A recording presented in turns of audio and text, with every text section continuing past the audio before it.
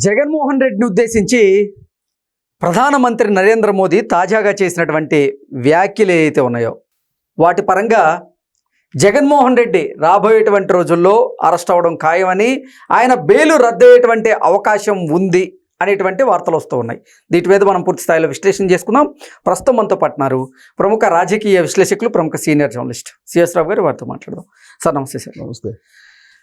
ప్రధాని మోదీ గారు జగన్మోహన్ రెడ్డిని ఉద్దేశించి చేసినటువంటి వ్యాఖ్యలు ఏవైతే ఉన్నాయో వాటి పరంగా చూసుకుంటే అతి త్వరలోనే జగన్మోహన్ రెడ్డి బెయిల్ రద్దవడం ఖాయమని, జగన్మోహన్ రెడ్డి అరెస్ట్ అవ్వడం పక్క అనేటువంటి వార్తలు వస్తూ ఉన్నాయి. వీటి మీద విశ్లేషణ ఏంటి సార్? బీజేపీకి వైఎస్ఆర్ కాంగ్రెస్ పార్టీకి ఉన్నటువంటి బలం గురించి, వాళ్ళిద్దరి మధ్య ఉన్నటువంటి బంధం గురించి, ఆ పార్టీల మధ్య ఉన్నటువంటి రిలేషన్స్, నరేంద్ర మోడీ గారికి జగన్మోహన్ రెడ్డి గారికి మధ్య ఉన్నటువంటి రిలేషన్స్, వీటి గురించి బాగా తెలియనటువంటి వాళ్ళు ఖచ్చితంగా నరేంద్ర మోడీ గారు తాజాగా చేసినటువంటి వ్యాఖ్యలను బట్టి బెయిల్ రద్దవుతుందని, అరెస్ట్ అవుతారని భావించడం, అలాంటి భావన చేసేటువంటి వాళ్ళని మనం తప్పట్లేవు. ఓకే, ఎందుకంటే భావిస్తారు కూడా. ఎందుకంటే ఆయన చెప్పినటువంటి వ్యాఖ్యలు, చేసినటువంటి వ్యాఖ్యలు అలా ఉన్నాయి. నరేంద్ర మోడీ గారి ఇక నుంచి జగన్మోహన్ రెడ్డి గారిని టార్గెట్ చేయండి అని, టార్గెట్ చేయండి అంటే రాజకీయపరమైనటువంటి టార్గెట్ చేస్తారు, లోకల్గా ఉండేటువంటి అంశాల మీద టార్గెట్ చేస్తారు, లేదా జగన్మోహన్ రెడ్డి గారు గత ప్రభుత్వంలో ఏం చేశారు అనే దాని మీద టార్గెట్ చేస్తారు. అసలు ప్రధాని మోదీ భారతీయ జనతా పార్టీ ఎంపీలకు చెప్పింది ఏంటి? జగన్మోహన్ రెడ్డి విమర్శలను ధీటుగా తిప్పికొట్టండి, కౌంటర్ ఇవ్వండి అంటూ ఆయన చెప్పారు. దాంతోపాటుగా రాబోయేటువంటి రోజుల్లో చంద్రబాబు గారితో కలిసి నడవడమే మనకు మంచిది అంటూ ఆయన భారతీయ జనతా పార్టీ అభ్యర్థులకి, అదే ఎంపీలకి చెప్పారు. అవును, విమర్శలతో పాటు, జగన్మోహన్ రెడ్డి చేసే విమర్శలతో పాటు వాళ్ళ సోషల్ మీడియా చాలా యాక్టివ్గా ఉంది. ఆ సోషల్ మీడియా యాక్టివ్ ఎలా ఉందో దానికన్నా యాక్టివ్గా మీరు కూడా కౌంటర్ ఇవ్వండి అని చెప్పారు. అంతే తప్ప జగన్మోహన్ రెడ్డి గారి మీద చర్యలు తీసుకోవాలనుకుంటే, లేదా జగన్మోహన్ రెడ్డి గారు నిజంగా జగన్మోహన్ రెడ్డి గారి మీద బీజేపీ వాళ్ళు ఫైట్ చేయాలనుకుంటే, ఇవాళ జగన్మోహన్ రెడ్డి గారు 12 సంవత్సరాల నుంచి బెయిల్ మీద ఉన్నారు. 12 సంవత్సరాల పైగా బెయిల్ మీద ఉన్నారు. ఆయన కేసులు దాదాపుగా 20 కేసులు, అటు సిబిఐ కానీ ఇటు ఈడీ కేసులు కానీ 20 నుంచి 21 కేసులు ఏదో పెండింగ్లో ఉన్నాయి. 30,000 రూపాయలు సంబంధించినటువంటి షార్ట్ షీట్లు, 30,000 కోట్ల రూపాయలకు సంబంధించినటువంటి షార్ట్ షీట్లు కూడా ఉన్నాయి. వాటి మీద కనీసం హీరింగ్ జరగట్లా. పోనీ వ్యక్తిగతమైనటువంటి హాజరు ఉందా కోర్టులో? కనీసం అది కూడా జరగట్లా. వ్యక్తిగత హాజరు, ఇప్పుడు నాంపల్లి కోర్టుకి వ్యక్తిగతమైన హాజరు కావాలండి, సిబిఐ కోర్టుకి ప్రతి శుక్రవారం హాజరు కావాలి. ఆ వ్యక్తిగత హాజరు నుంచి మినహాయింపు పొందారు. ఎప్పుడు పొందారు మినహాయింపు? ముఖ్యమంత్రి అయిన తర్వాత మినహాయింపు పొందారు. ఇప్పుడు ముఖ్యమంత్రి లేదు కదా, ప్రతిపక్ష నాయకుడు కూడా కాదు కదా. మరి ఇప్పుడు ఆ మినహాయింపు ఇవ్వడాన్ని తప్పుపడుతూ పిటిషన్ ఎందుకు వేయట్లేదు సిబిఐ వాళ్ళు? సిబిఐ వాళ్ళు వేస్తే కోర్టు పరిశీలిస్తుంది కదా. అవును, అప్పుడు వ్యక్తిగత హాజరుగా ఉంటుంది కదా. సిబిఐ వాళ్ళు ఎందుకు వేయట్లేదు? సిబిఐ ఎవరి అండర్లో ఉంది? కేంద్ర హోంశాఖ పరిధిలో ఉంటుంది. కేంద్ర హోంశాఖ కనుక ఏముంటే సిబిఐ వాళ్ళు పిటిషన్ వేయరా? పిటిషన్ వేస్తే రీసెంట్గా అక్కడికి వెళ్ళినప్పుడు పిటిషన్ వేస్తారు కదా, లండన్ వెళ్ళినప్పుడు ఆయన ఏదో నెంబరు తప్పిచ్చాడని చెప్పేసి పిటిషన్ వేశారు కదా. కోర్టు ఆంక్షలను ధిక్కరించాడని చెప్పి లండన్ నుంచి రాగానే నువ్వు ముందు కోర్టుకు రా అని చెప్పింది కదా కోర్టు. ఫిజికల్గా అటెండ్ అయ్యాడు కదా, ప్రత్యేక విమానం తీసుకొని బెంగళూరు నుంచి వచ్చి హైదరాబాద్లో అటెండ్ అయ్యాడు కదా. ఇప్పుడు సిబిఐ గతంలో మన ఫిజికల్ అటెండెన్స్ ఉండేది ప్రతి శుక్రవారం, ఇప్పుడు లేదు. అప్పుడు వ్యక్తిగత హాజరు నుంచి మనం ఉపశమనం ఇచ్చాము. ఇప్పుడు దాన్ని ఆయనకు పదవి లేదు కాబట్టి, ముఖ్యమంత్రిగా లేడు కాబట్టి ఆయన ఏం బిజీగా ఉన్నాడు, మీరు వ్యక్తిగత హాజరుపరచే అనుమతి ఇవ్వండి అని చెప్పి సిబిఐ కోర్టులో పిటిషన్ వేస్తే సిబిఐ వాళ్ళు పరిశీలిస్తుంది కదా కోర్టు. మరి ఎందుకు వేయట్లేదు పిటిషను?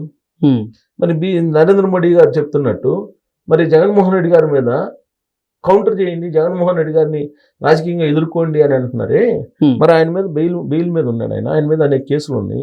మరి అదే ఆ కేసుల మీద ప్రాపర్గా సెంట్రల్ ఇన్వెస్టిగేషన్ ఆర్గనైజేషన్స్ ఎందుకు పనిచేయట్లేదు? సిబిఐ వాళ్ళు ఎవరి అండర్లో ఉన్నారు? అదేమంటే ఏమంటారు బీజేపీ వాళ్ళు? ఆ కోర్టు కేసులో ఉన్నాయి, కోర్టు కేసులకి బీజేపీకి ఏం సంబంధం, సెంట్రల్ గవర్నమెంట్కి ఏం సంబంధం అంటారు. ఓకే, జ్యుడిషియరీని పక్కన పెడదాం. జ్యుడిషియరీలో లోపల కోర్టులో ఏం జరుగుతుంది ఏంటి అనేది పక్కన పెడదాం. బీజేపీ ఇన్ఫ్లుయెన్స్ లేదు అనుకుందాం కొద్దిసేపు. సిబిఐ వాళ్ళు ఎవరి అండర్లో ఉన్నారు? సిబిఐ స్వయం ప్రతిపత్తి గల సంస్థ అంటారు. ఇంతకన్నా పచ్చిబూతు ఇంకోటి ఉండదు. నేతి బీరకాయల్లో నెయ్యి ఉందని చెప్తే అది ఎంత అబద్ధమో ఇది కూడా అంతే అబద్ధం. స్వయం ప్రతిపత్తి గల సంస్థ మాకే సంబంధం అంటారు. సిబిఐ వాళ్ళు ఎవరు చెప్తే వింటారు, ఈడీ ఎవరు చెప్తే వింటారు అనేది అందరికీ తెలుసు. రాహుల్ గాంధీ గారు పదే పదే చెప్తున్నారు మోడీ కంటే ఈడీ సిబిఐ ముందు వస్తాయి అని కదా. దాన్ని కొట్టేయలేం కదా, ఎందుకంటే కేంద్ర హోంశాఖ పరిధిలో ఉంది ఆ రెండు సంస్థలు. మరి వాళ్ళు పిటిషన్ వేయడానికి ఏమైంది? నిజంగా నరేంద్ర మోడీ గారు వైఎస్ఆర్ కాంగ్రెస్ పార్టీని లేదా జగన్మోహన్ రెడ్డి గారిని ఒకవేళ టార్గెట్ చేయాలనుకుంటే రాజకీయంగా లేదా చట్టపరంగా పిటిషన్ వేయించాలి.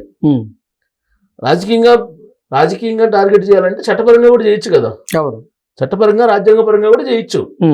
మరి 12 సంవత్సరాల నుంచి బెయిల్ మీద ఉన్నారంటే దాని మీద మీరు యాక్షన్ చేయకుండా మీరు బీజేపీకి సంబంధించిన ఏపీ లీడర్లకి మీరు జగన్మోహన్ రెడ్డి గారి మీద రాజకీయ పోరాటం చేయండి అంటే వాళ్ళ అమాయకుల, వాళ్ళ పొలిటీషియన్స్ వాళ్ళు కూడా. అఫ్ కోర్స్ ఆయన ప్రధానమంత్రి అయి ఉండొచ్చు, క్షేత్రస్థాయిలో ఉన్నటువంటి రాజకీయ నాయకులకి పైసాలు ఏం జరుగుతుందని తెలీదా? వీళ్ళెందుకు వాళ్ళ జగన్మోహన్ రెడ్డి గారి మీద లేదంటే బీజేపీ మీద పొలవని వెళ్ళిపోయి టార్గెట్ ఎందుకు చేస్తారు?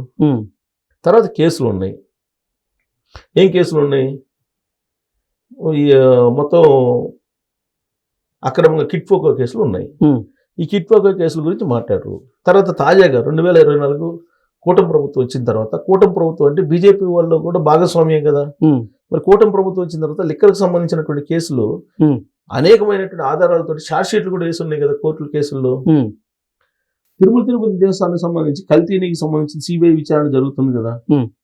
ఆ సిబిఐ విచారణ ఎవరు వేయించారు? వైవి సుబ్బారెడ్డి గారు పిటిషన్ వేస్తే సుప్రీంకోర్టు ఆదేశం మేరకు సిబిఐ విచారణ వేయించారు. ఇక్కడ ఏదో సిఐడి అయితే కనుక చంద్రబాబు నాయుడు గారు దర్యాప్తును తొందరగా చేసేసి ప్రూవ్ చేస్తారేమో అనేటువంటి ఒక ఆందోళనతో సిబిఐకి అప్పచెప్పారు. సరే, సిబిఐకి అప్పచెప్పితే సిబిఐ ఎంక్వైరీ చేస్తుంది. సిబిఐని దర్యాప్తుని స్పీడప్ చేయమని చెప్తే స్పీడప్ చేయదా? చేస్తుంది కదా. అవును. సో ఇవన్నీ కూడా మొత్తం కేంద్ర పరిధిలో ఉన్నటువంటి అంశాలు. జగన్మోహన్ రెడ్డి గారు డైరెక్ట్గా అంతకుముందు అల్లూరి సీతారామరాజు గారి విగ్రహం ఆవిష్కరణ సందర్భంగా ఆయన ముఖ్యమంత్రిగా ఉన్నప్పుడు వచ్చినప్పుడు ప్రధానమంత్రి నరేంద్ర మోడీ గారు ఆయన ముందే డైరెక్ట్గా చెప్పారు, మాది రాజకీయేతరమైనటువంటి బంధం మా ఇద్దరిది అని చెప్పి నరేంద్ర మోడీ గారు ముందే చెప్పారు. ఒకవేళ పవర్లో లేకపోయినా జగన్మోహన్ రెడ్డి గారు రాజకీయేతరమైనటువంటి అనుబంధం ఉండకపోతే వాళ్ళిద్దరి మధ్య ఇటీవల జరిగినటువంటి ఉపరాష్ట్రపతి ఎన్నికల్లో బేషరతుగా మద్దతు ఇస్తున్నామని చెప్పి ఎందుకు ప్రకటిస్తారు జగన్మోహన్ రెడ్డి గారు? ఆయనేం అడగలేదు కదా, బతలాడలేదు కదా మద్దతు ఇవ్వమని చెప్పి. కానీ బేషరతుగా నేను మద్దతు ఇస్తానని చెప్పి వాళ్ళు అడగకముందే ప్రకటించారు. నాకు తెలిసినంత వరకు అడగకముందే స్పోక్స్ పర్సన్స్ ఎవరో ప్రకటించారు. నాకు తెలిసి స్పోక్స్ పర్సన్ కాదు, సీనియర్ లీడర్ బొత్స సత్యనారాయణ గారు కూడా ప్రకటించినట్టున్నారు. ఆ తర్వాత అఫీషియల్గా వాళ్ళు ఏదో ఫోన్ చేశారని చెప్పి మళ్ళీ అనౌన్స్ చేశారు. అంటే ఇచ్చిపుచ్చుకున్నటువంటి దూరంలో ఈ రెండు పార్టీలు ఉన్నాయి అనేది తెలుగు ప్రజలందరికీ తెలుసు. అలాంటప్పుడు మీరు టార్గెట్ చేయండి అని అంటే ఇప్పుడు ఇక్కడ అరెస్టులు చేయకుండా, బెయిల్ రద్దు చేయకుండా, అప్పుడు ఉన్న కేసుల్లో అరెస్టులు చేయకుండా సుప్రీంకోర్టు చెప్పింది. ఏం చెప్పింది?